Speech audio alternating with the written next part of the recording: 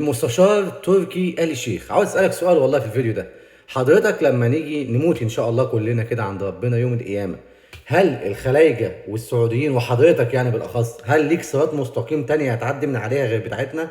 عشان بس اتبعك بس معلش. وليه بقول لك مستشار ما قلتلكش تركي آل الشيخ على طول؟ هقول لك ليه. لان انا مصري، واحنا المصريين اتربينا في المدارس وتربينا في عاداتنا وتقاليدنا واصولنا نحترم دايما كبار السن بعيدا عن مناصب، نحترمهم. السعوديين انتوا على راسنا من فوق، بنحبكم، مفيش ما بيننا وما بينكم اي حاجه. والناس اللي بتحاول توقع ما بيننا او تعمل عنصريه وتفرقه والخلايجه والمصريين والمصريين والخلايجه، والله انتوا مهما حصل انتوا على راسنا من فوق. وتحياتي للشعب السعودي.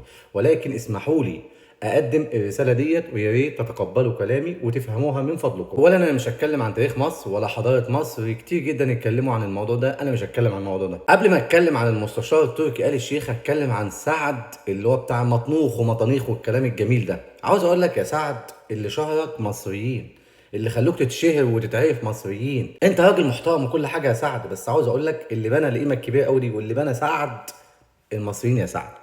المصريين يساعدوا، واخد بالك؟ المصريين اللي بتابعوك. انك راجل سعودي وبتحافظ على جنسيتك حاجه جميله جدا، انما انك تقارن ما بين جنسيتك التانيه اللي هي المصريه وتقول السعوديه رقم واحد في واحد اتنين تلاته اربعه. بص يا سعد، احنا كمصريين ما عندناش نقص. يعني احنا نفرح للسعوديه طالما بتتقدم، ونقول تحيا السعوديه طالما بتطور من نفسها. انا كواحد مصري هنا لما بقابل شخص سعودي بقول له والله برافو على اللي بتعملوه، والامارات فخور ان الامارات بتعمل حاجه زي كده، لان في النهايه بنتكلم نفس اللغه، وفي النهايه كله تقدم لكل الدول. فبنفرح لكم لان احنا كمصريين يا سعد ما عندناش نقص. ما ينفعش حد يقارن نفسه يا سعد بام الدنيا، لان ام الدنيا هي الاصل والاساس يا سعد في كل حاجه. لو جينا ندور على التاريخ فهي ام الدنيا، ومش هتكلم في الموضوع ده معاك، ولكن ناس كتير جدا اتكلمت فيه ووضحت الامر ده. واحنا بنحب السعوديه، تحيا السعوديه بتقدمها وتطورها، ونفرح لكم ونحبكم. مستشار تركي آل الشيخ، انا كنت بالصدفه بقلب لقيت فيديو لحضرتك بتتكلم عن مصر وتقول ما هو محدش جه علمنا ببلاش بفلوس. انت فعلا معاك حق، بس حضرتك زمان في التاريخ لو قرأت التاريخ كويس، وحضرتك اعلم بهذا التاريخ، زمان حضرتك رؤسائنا بعتوا بعثات طبية تعليمية مهنية للسعودية والدول عربية كتير جدا.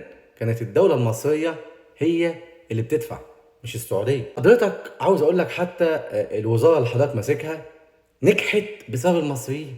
انت اول ما بدأت جبت فنانين مصريين، مغنيين مصريين، ممثلين مصريين، جبت المبدعين على التيك توك المصريين واستخدمتهم صح.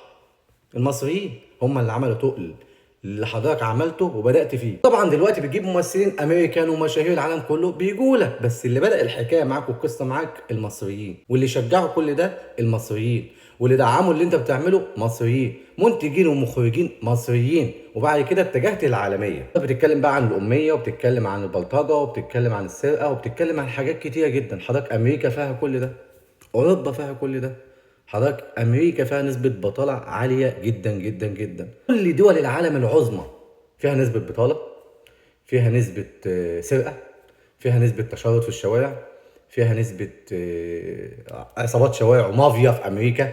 كل حاجه موجوده. حضرتك برضو البلد الوحيده في العالم في العالم والله اللي هتدخلها ترتاح لها وتحس انك عايش وسط اهلك وناسك، الوحيده في العالم هي مصر. مصر حلاوتها في زحمتها والناس الطيبين. هي دي مصر ام الدنيا. وعاوز اقول لحضرتك على حاجه، والله رجال اعمال سعوديين كتير جدا وكويتا واماراتيين فاتحين بيزنس في مصر وناجحين في مصر اكتر ما هم ناجحين في الخليج، اكتر ما هم ناجحين في اوروبا. كمصريين بنشجع اي رجل اعمال خليجي بيجي مصر وبيفتح بيزنس، وما عندناش نقص ان احنا نعامله معامله تانية، لان بنعتبره واحد مننا، مفيش فرق بيننا وما بينه. عاوز اقول لك على حاجه مهمه جدا لحضرتك ولنفسي ولكل الناس. لولا البلد دي كان في دول كتير جدا ما كانتش هتبقى موجوده من الاساس. لولا البلد دي حضرتك كان في دول لحد النهارده هتفضل عايشه في خيم في الصحراء، ولا كان يبقى عندهم تقدم ولا تكنولوجيا ولا اي حاجه. لولا البلد دي حضرتك كان في دول لحد النهارده ولا يبقى عندها كهرباء ولا ميه ولا غاز، وكانوا يعملوا الاكل لحد النهارده على الفحم. لولا البلد دي كان في دول كتير جدا هتعيش حياه بدائيه جدا جدا جدا. عارف حضرتك مشكلتنا ايه كمصريين؟ ممكن عندنا نسبه بطاله، ممكن عندنا حاجات كتير قوي زي ما انت قلت، ولكن عندنا انتماء لوطننا، ولكن بنحب بلادنا، ولكن مؤمنين بتاريخنا وهنفضل مؤمنين بيه وبنحارب وندافع علشانه في كل مكان في العالم. ولكن مؤمنين ان العالم كله مقتنع بينا وعارف ان احنا الدنيا، مقتنعين تماما ان احنا عندنا خير علماء الكوكب، ومقتنعين تماما ان احنا عندنا خير عمالة في الكوكب، حتى العمالة المهنية افضل ناس في الكوكب هي العمالة المصرية.